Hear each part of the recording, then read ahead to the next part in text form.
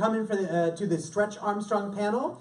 Before we introduce ourselves or anything, we're gonna play a quick teaser of the show. So if we could hit the lights.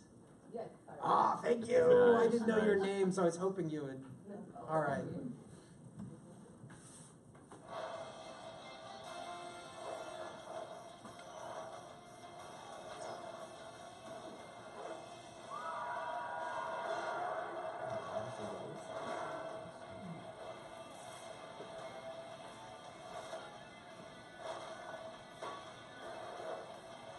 Doesn't seem like it's coming through the speaker.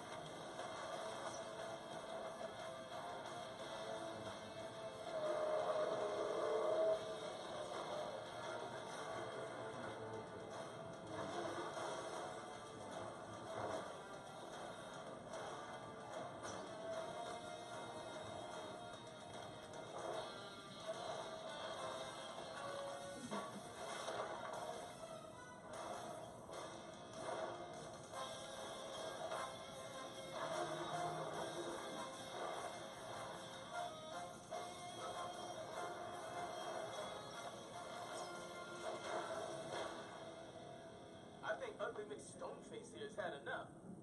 Who's up for a snow cone? Are you paying because I don't have any pockets in this outfit? I have bigger concerns, guys.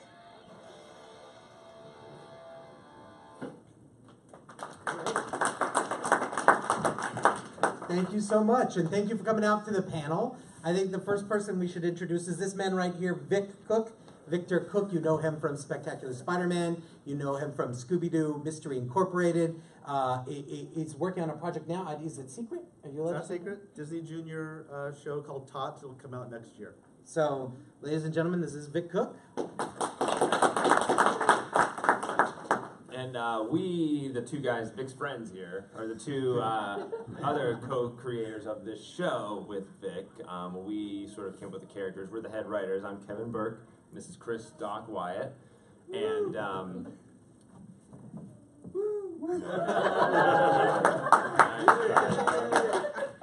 anyhow, so yes, that is us, and we have one more member of our Let me team. introduce him. Yep. This is Brandon McKinney. He's a storyboard artist on Stretch Armstrong and the Flex Fighters. And I found out some stuff last night I did not know about Brandon. What was this? Where's this This going? guy has worked on everything. A comic book came out maybe a couple years ago, a Bruce Lee comic book, and I thought that was Brandon's first comic book. And he works all day on a show and all night like on another show. This guy is a storyboarding machine. He's amazing.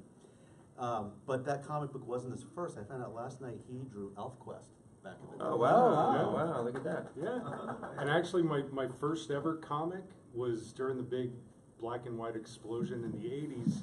There was a company called Silverwolf Comics. Ron Lim got his start there, Tim Vigil, a couple other people, and that was my very first book right here in Sacramento.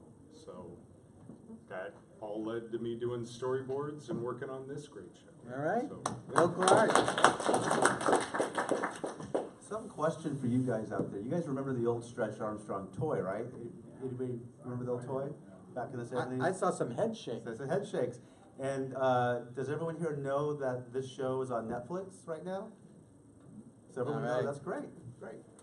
The old toy, for the couple of people who shook their head, the old toy back in the 70s was, it had a 70s incarnation and then it sort of relaunched in the 90s. But the 70s version, sort of this cheesy wrestler in sort of wrestling trunks and bare-chested, at about 12 inches high, that was filled with an unknown corn syrup-like substance that you stretch him out and then he'd sort of slowly snap together and you could tie him up. And he had some bad guys. He had a bad guy named Stretch Monster. He had like an octopus that was somehow a bad guy. But there was not a whole lot of backstory, we'll say, to this shirtless wrestler, and we were. Hold up, was he a wrestler? Well, you know what? That You might don't know. be. That might That's be. what I mean. I my own had this fan conversation fiction, with my yes, brother-in-law the other day. It's like, because he's wearing trunks, he could be a wrestler, he could be a bodybuilder. He could be a lifeguard, Yeah. honestly. I don't know. I feel like stretching goes with wrestling and not with lifeguarding as much. But you are right. We made an assumption Yeah. there.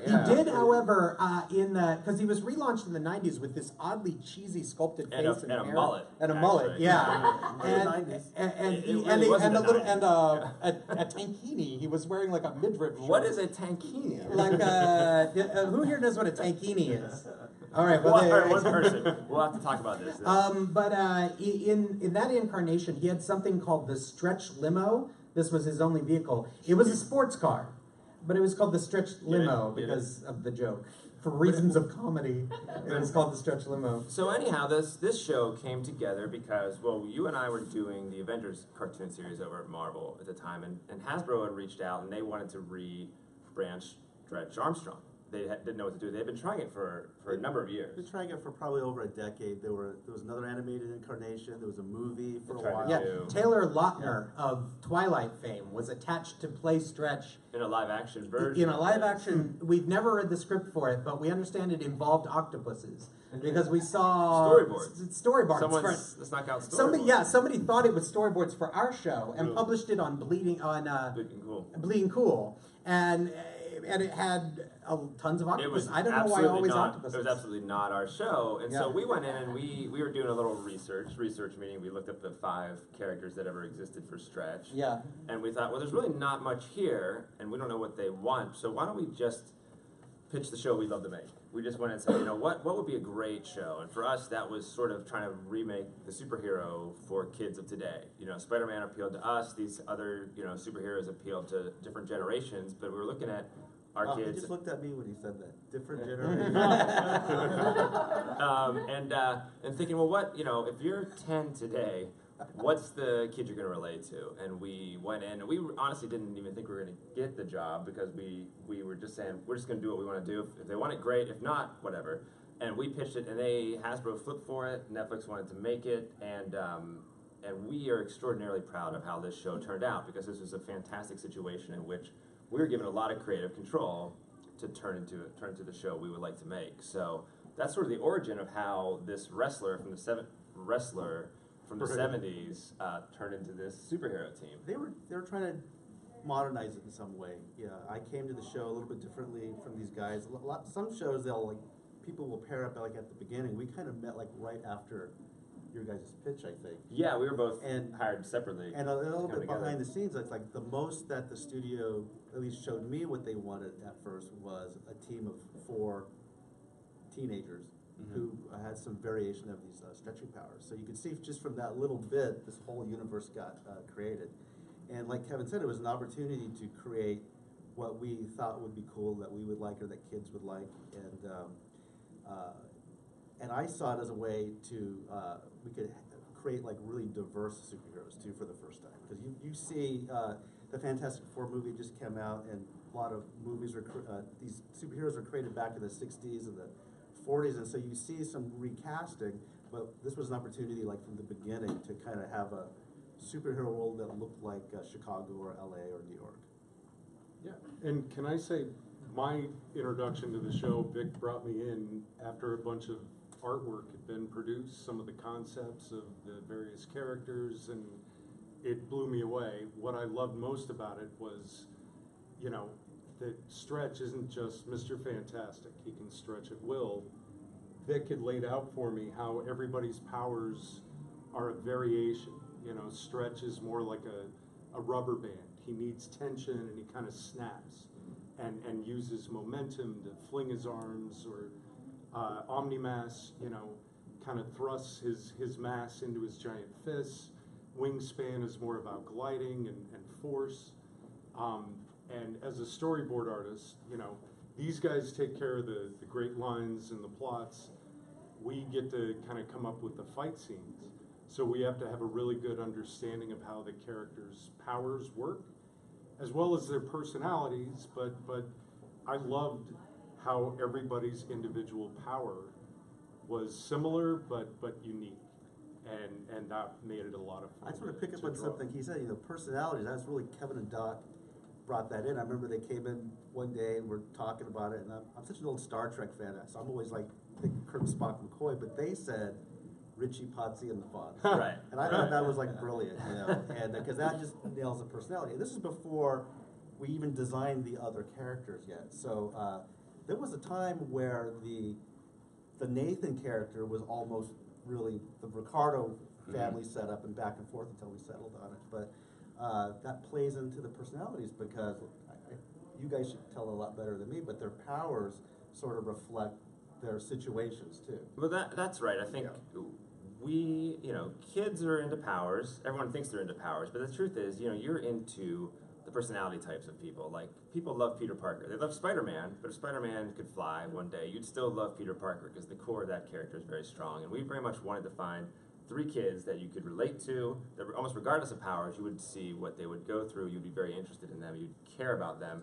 And that dynamic very much mattered, and we went in thinking, all right, they have a version of stretchy powers. What in their personal life gives them a wish fulfillment that allows them to deal with their personal problems through being a superhero? So we tried to connect what's happening in their lives to this external power, right? So, for example, we felt like Jake's thing is that he's overscheduled, that his dad has him on this schedule, and there are these expectations on him, and so he's constantly spread thin, and he needs to be at 2 places at once. His schedule is just so hectic. And that's Richie, right? That's right. He's the Richie, Yeah. and so when he gets his power, it's about stretching. It's about spreading himself. It's about, you know, It's about bending the rules and getting out of the rigid structure of your life. Whereas for Nathan, his best friend, his family has been in this town, in Charter City, for generations and generations, and he has tons of siblings, and his older brothers were track stars, and they were A students, and so he has all these expectations on him based on the generations that came before him, the siblings that came before him. And he's weighed down. He's very much tied down by the family expectations and his reputation and being essentially in this town for generations, so that he needs a power that can allow him to sort of be free and fly above all of this, to not be brought down by everyone that he's related to and what everyone thinks of him, all his teachers. He needs to find a way to fly above all of this, and that was important for his stretchable power. And then we felt Ricardo had almost the opposite problem to Nathan's, which is that his parents are serial entrepreneurs. They create businesses, sell them, and move on. And so because of that, he's been at 8 different high schools in the last, or 8 different schools in the last 6 years. And he doesn't even bother unpacking his boxes anymore because they move so frequently. And he has an aversion to making friends because he's the Fonzie of the group too. Like he pretends he's too cool for this, but the truth is he's afraid, if I latch onto somebody, I'm going to leave in 3 months, and what's the point of making this friendship? It's not going to go anywhere. So he needs sort of an ability to have roots. anchor himself down. And that's where his power came about. And that was very important to us, and it ended up being very important to Hasbro and Netflix, this idea that when you get powers, it's not just about what you can do, it's about how does that make your life better? Like, how do you use this to improve, you know, the problems you're dealing with? And a lot of those problems, we thought the 3 main characters were issues we see with people, with adults, but also with kids today. There are plenty of overscheduled kids. There are plenty of kids who don't get a chance to anchor down. There's expectations on everybody. This is a very relatable series of issues, and that is really important to us because it's not just about fighting villains, which it very much is about fighting awesome villains. It's also about finding yourself in these kinds of shows. Very universal. Very universal. A lot of people can relate to it. When I saw these personalities, I'm thinking, did these guys like somehow secretly look at my biography? Jake's got a tiger dad who, Jake can't get anything less than an A. I felt like that pressure growing up. Omni-Mask, Ricardo's always the new kid in school moving around. I grew up an Air Force brat. So, it's like we all kind of relate to those things. And it seems universal too, because this show plays in, 170 countries, and we get messages from all over the world, that people can find themselves in this, And it is really special that we got to do this because we worked on a lot of shows and we scripted a lot of shows, and a lot of shows that are sort of more toy driven or about selling the action figure, they want you to stay away from the personal lives of the characters. Like they want more battles, more superpowers, more fights. And Netflix and Hasbro Studios, to their credit, said, we said we wanted to create a superhero John Hughes story.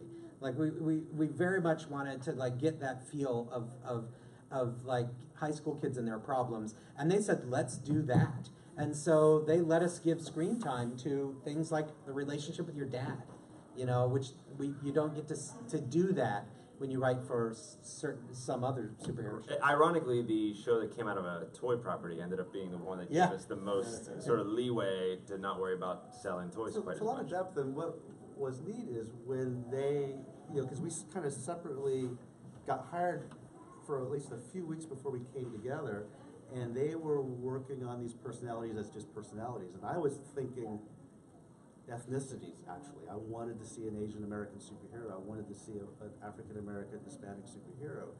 And they didn't have that in mind at first. They just wrote a person. And that just kind of shows the universal, how personalities and archetypes are kind of universal. And so once we get into the show, we don't make a super big deal about it, but like it's there. You look at Nathan's wall, you can see a little bit of his heritage.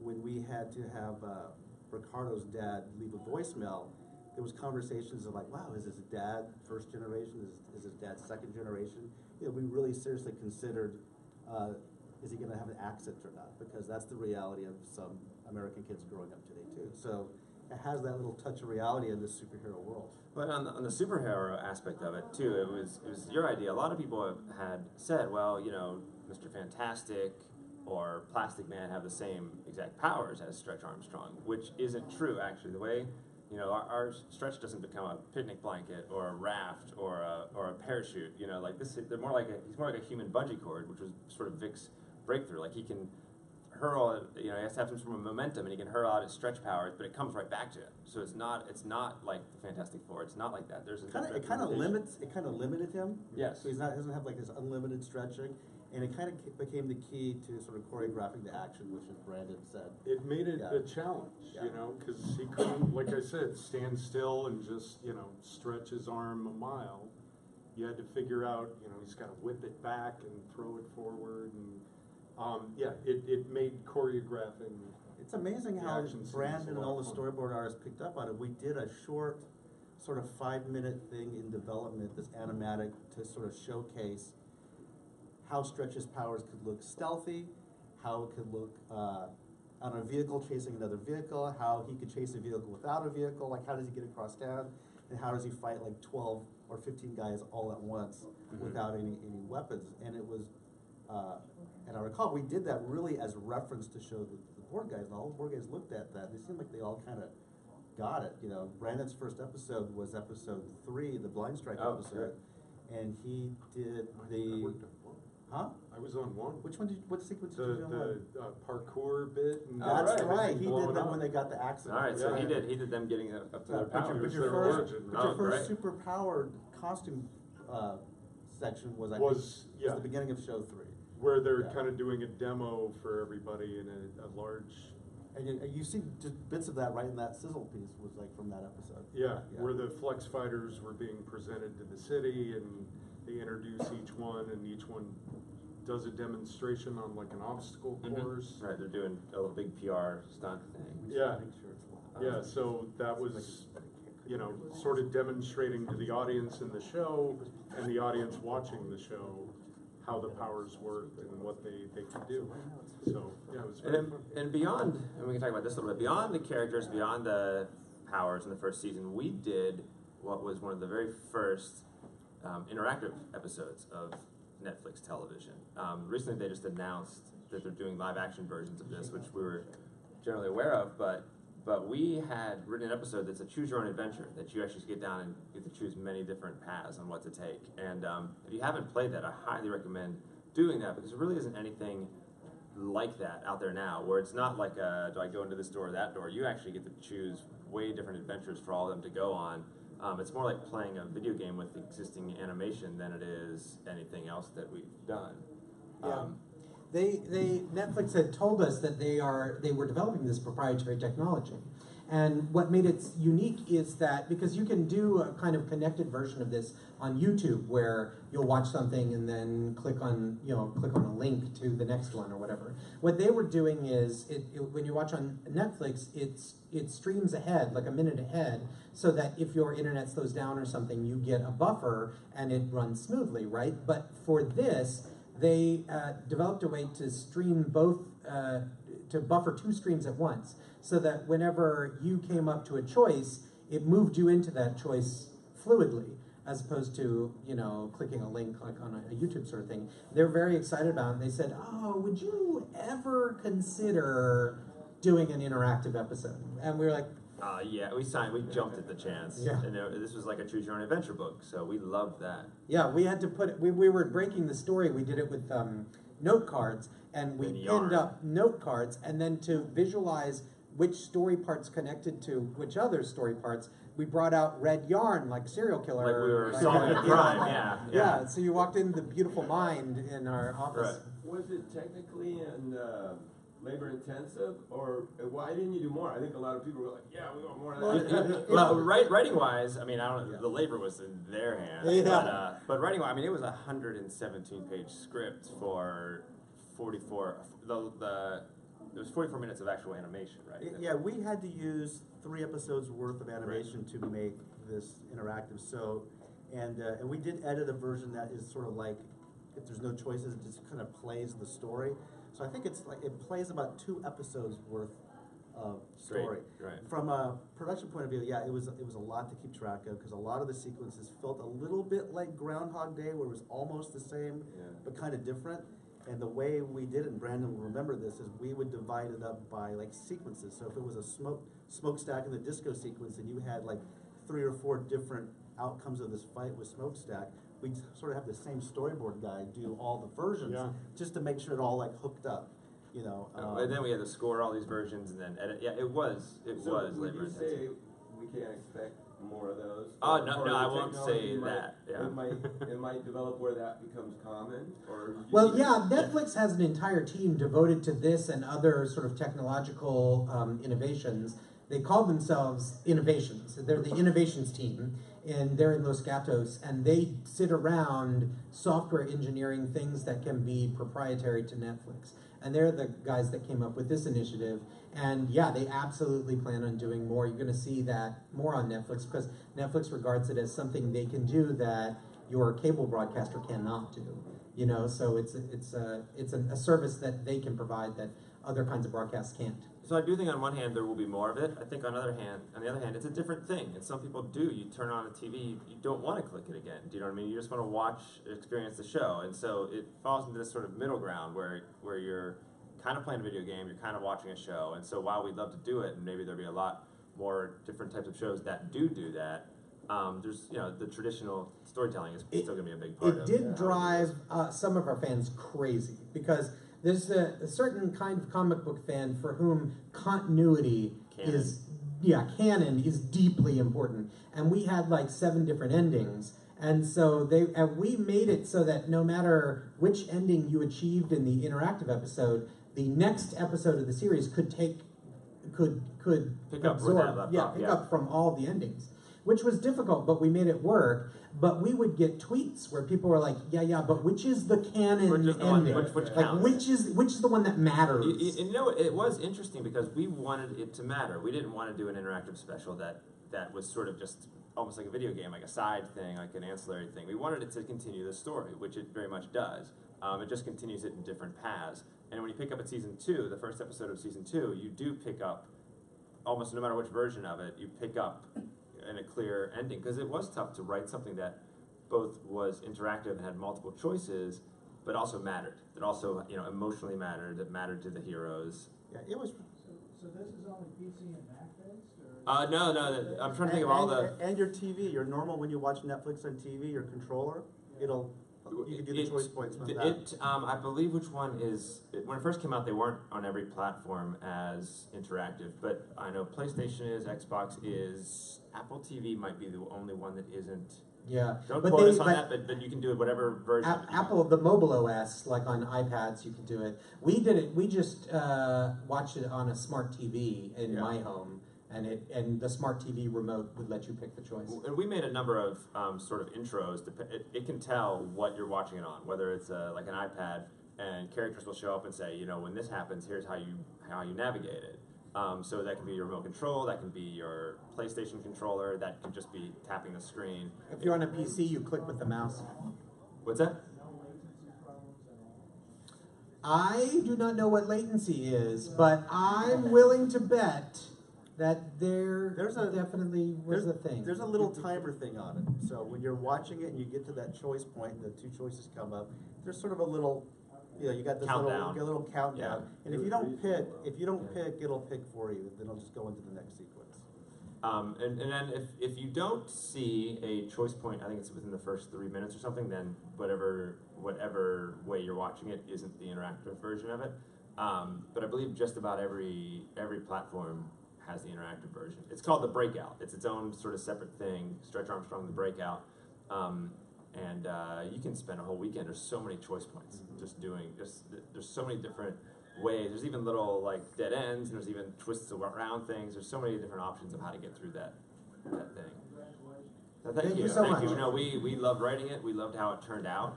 It is pretty exciting, and now there are live action versions of it that are supposed to be coming the next so many years. So we can say we're one of the first. We're the first, definitely, that did a branching narrative. With a bunch of different endings. Non-preschool version. It was fun and a blast to do, but for me, getting back in the second season was super exciting because we can really have our story arc. When you do the interactive, it's still one story. Right. And we get into our second season and we can pick up where we left off. And our second season just recently dropped on Netflix, and we couldn't be more proud of it because season 2 is very much where like the heart of the series sort of comes out. Season 1 is a lot of setup. Season 1, there's some twists and turns and things you don't see coming. So season 2 is really where you get deeper into all the characters. Oh yeah, all right. What we're gonna do is we're gonna show the first episode of season 2 right here today. But before we do the episode, we first want to open it up to any Q&A that you guys had. But what you're going to be seeing here is the first episode of season 2. It's called the New Normal. The New Normal. Yeah. And introduces a new bad guy that we're very excited about. But before we show that, any questions from the audience? Yes.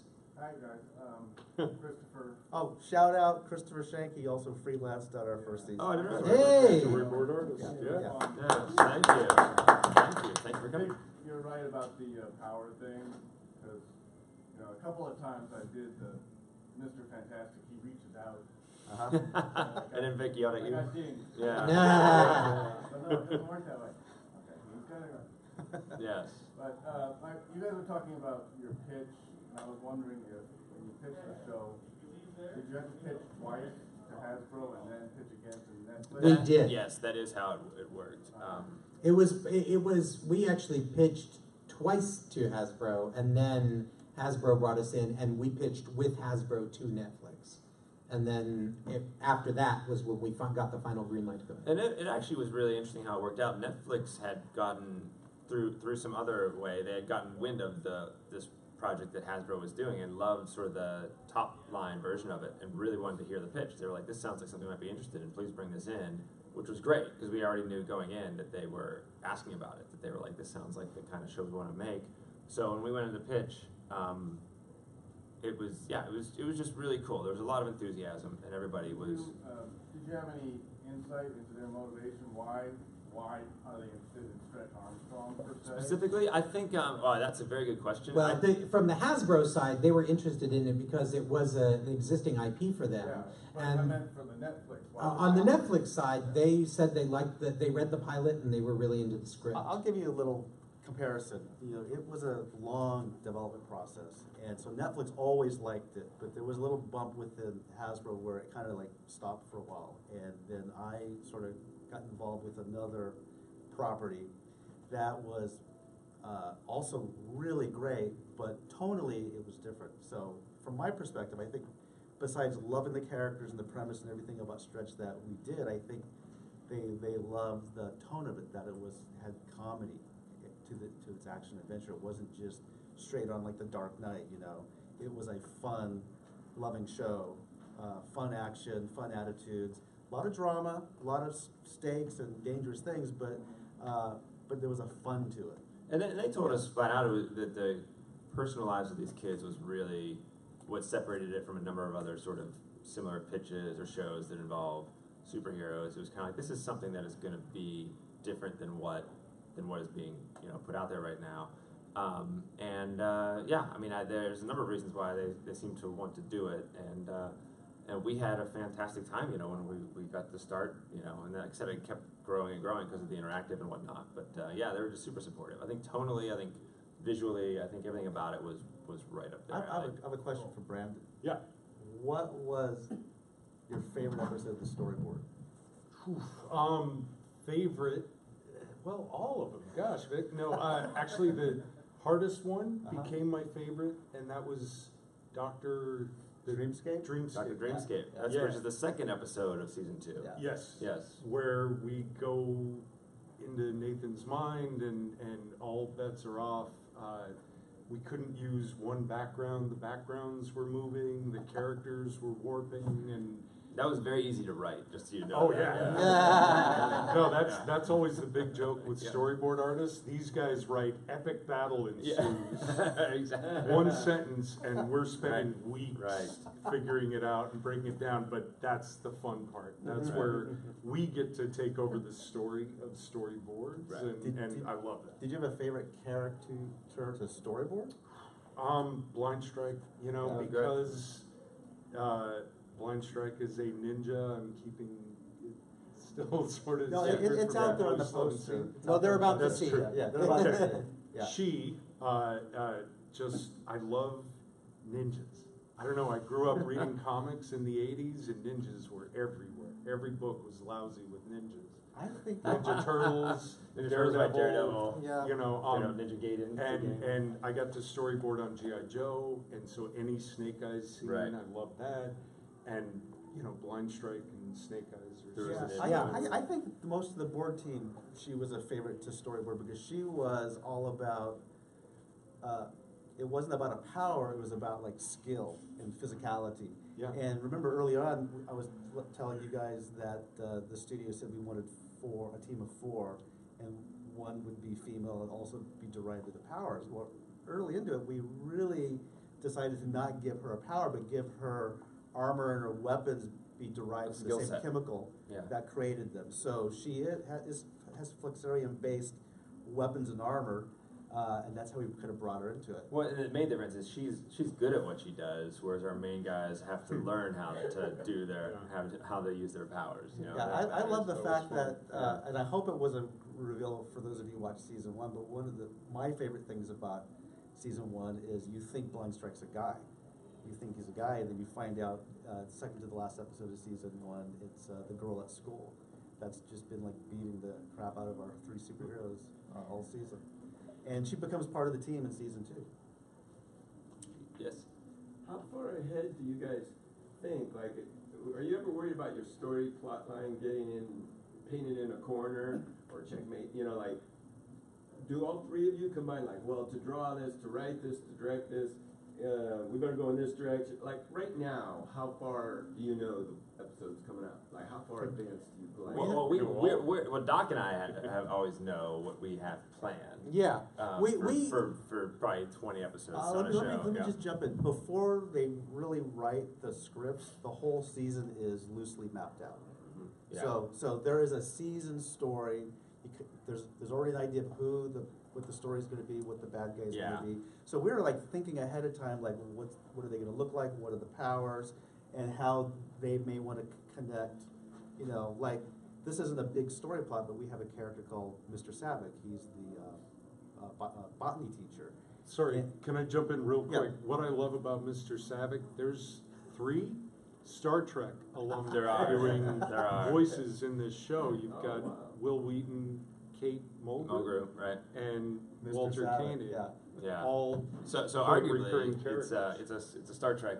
Yeah. It's a Star Trek planet. It's Yes. a planet. Yeah. It's in the Right. universe. Yes. Well, Yeah. what I wanted to The say is, prime for directive. example, we knew we were gonna, we would build on him later, and so, So we did a lot of setup. yeah, for a long. we would see the thing in the wall, and we'd just say, hey, maybe he needs us, just have him show up for 30 seconds here. Right. And just sort of service those things, so we would kind of know. Yeah, Stretch in the Armstrong has a scripting lot of that, process, yes. we had the basically note cards for each episode with key points in each episode, and we laid that out before we wrote. Well, I think we'd written the pilot, but before we'd written anything except the pilot. So would there Right. be any third episode floating around ideas in your mind right now, or is that taboo? Oh, absolutely. Probably another season or Yeah. something. technically, we haven't got a green light for season 3 yet, and technically we're not legally allowed to work on it. But yeah, I would say we might have had some ideas. Yeah, and it's not just obviously for Stretch, but like when we've done Marvel shows, doing Spider-Man and stuff, like we even before you get a green light or whatever, you have to have a season sort of planned out. You're like, okay, well, this is going to lead us here. But at the same time, when you're writing a season of television, you can all your best plans can all turn to something different, and I mean it in a good way, where you're like, okay, we're going to start here, we're going to get here, and then 10 episodes in, you realize maybe we didn't get where we wanted to with these certain characters, this one villain, but we ended up somewhere else with this other character. So then you start changing how things go, because if you don't react to how it is becoming, like we've had characters, we see a character design, all of a sudden a character that we thought was not very interesting becomes fascinating to us, and then they end up getting their own story, because it's a sort of an interactive, tangible thing that we have to live I with. would say that we didn't. Mr. Savick eventually becomes friends with Nathan's grandpa, who's a big character in the show, and the friendship spoiler. Yes. But we didn't necessarily see that how awesome that those two old dudes rolling around together was going to be. And once we saw it together, we really enjoyed We it. kept writing more and more Yeah. scenes with them, and that's the kind of thing you wouldn't know. The other thing, to be honest, about writing animation in general is, we wrote the pilot. We're probably 9 episodes into writing the first season before we even started recording the first season. So you don't even know what your actors sound like. And then sometimes you find out some actors are so much funnier than you expected, so then those characters start getting more lines later.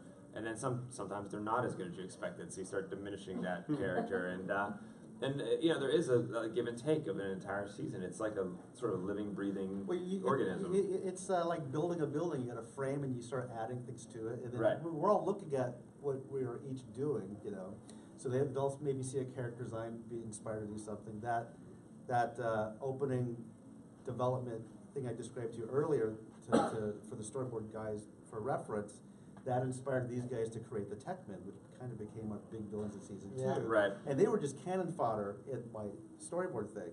And then vice versa on the Techmen. They let me, I read everything and I comment back. They don't have to do it. It's just sort of a collaborative thing. But I sort of pitched to them that notion, like, no, we don't see their faces. Ever, yes.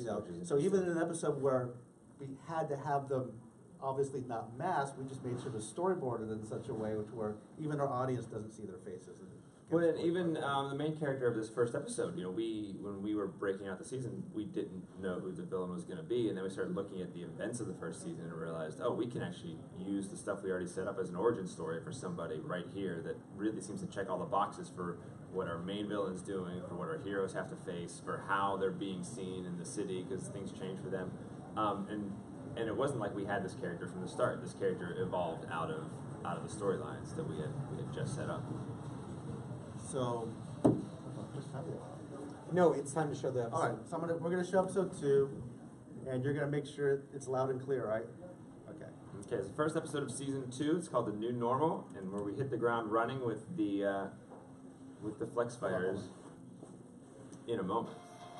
That's not good, though. Hold on, that's not good. Real quick, before we start, we have posters that we're giving out for Plenty of free. posters. You should have these guys sign them. We're all gonna be at tables in the back of the auditorium there. Just play and see how it sounds. So grab a poster and Yeah, come please say do. hi. For sure. Say hi.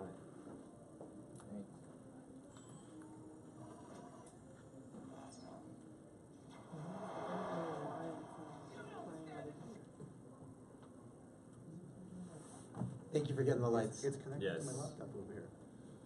'Cause that's So what- while that's while what they're the hooking this video- up, Doc is going to try some new comedy material on all of you. Is that So, airline food, am I right? Yeah, men and women see airline food completely differently. Am I right? Did you have a know what? question? That's enough of his material. Yes, I was question. wondering if Nathan's grandpa is gonna be a bigger character in this next season, the second season that happens. Oh, you haven't seen? The quick answer is absolutely. That's That's because it's his grandpa. That's my grandpa. Oh, right. I'm just wondering. Since he knows the No, he- identity, right. of course, of the. He was always. That's right. From He's the an very investigative journalist. From the very start, we had always intended to bring him in as someone on the team. You know, someone who was a reliable ally. for them. And provides a cover story for their secret identities. So, Right. you know, we needed a professional storyteller. Get your grandparents to lie for you is what that. It's the message really of the series is that grandparents lie and use that to your benefit. You know?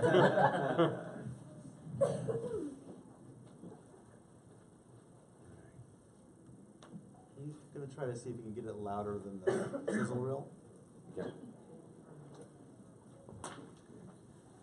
Well, while we're waiting, if you were going to see any villain in season 3 of this show, what villain would you want to see? Is there a favorite villain? They like them all. I would say, well, Dr. Dreamscape or Dr. Dreamscape. Yeah. Yeah, I like Yeah, Dr. just Dreamscape a lot. Yeah, playing and the with the mental- 5 hats. Yeah.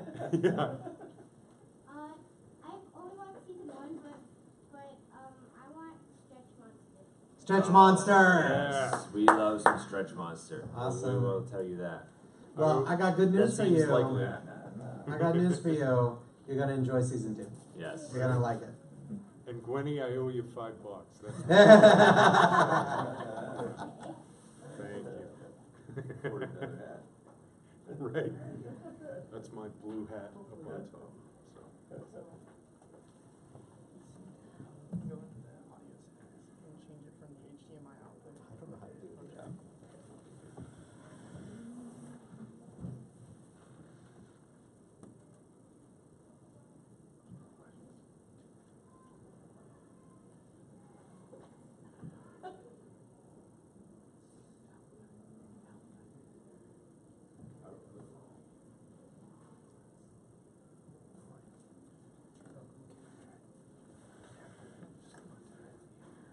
I'm actually going to bail and my table, but it was a pleasure doing the panel with you guys.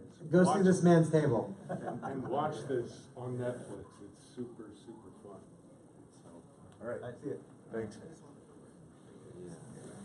All right, if we aren't able to get this audio going, we're going to have to actually ask each of you to make a promise, a solemn oath to go see this episode on Netflix.